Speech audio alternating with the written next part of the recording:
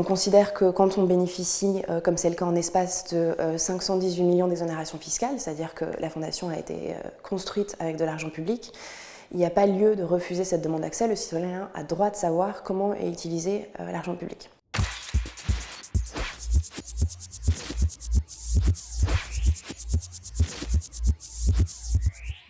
Alors, il y a depuis quelques années une controverse sur cette fondation parce qu'elle a coûté énormément d'argent et que Bernard Arnault dit que c'est un cadeau qui est fait aux Parisiens.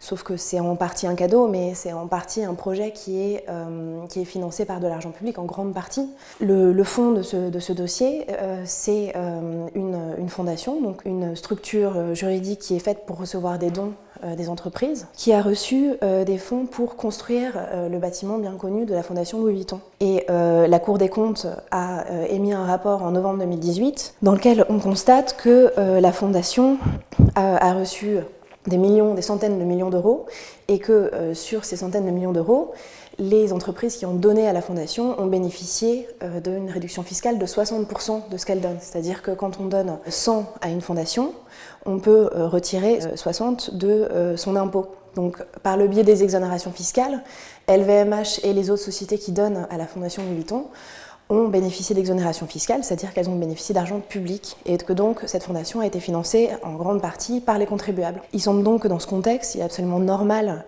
qu'une association et que n'importe quel contribuable puisse accéder au compte de cette fondation pour vérifier quel usage a été fait de cet argent public.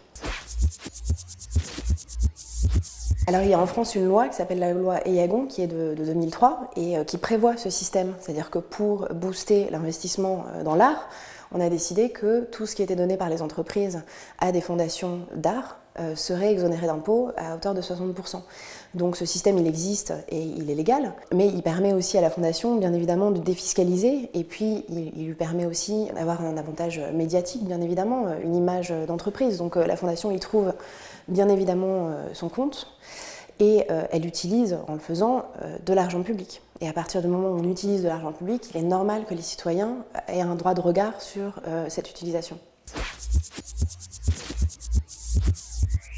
L'association Anticorps a fait une demande non pas à LVMH mais au préfet parce que le préfet, selon la loi, est destinataire des comptes d'LVMH. Donc l'association Anticorps a demandé les comptes 2016 et 2017 de la fondation. Donc le préfet a refusé de nous donner accès aux comptes de la fondation Louis Vuitton en nous expliquant que ça porterait atteinte au secret de la vie privée de cette personne morale de droit privé.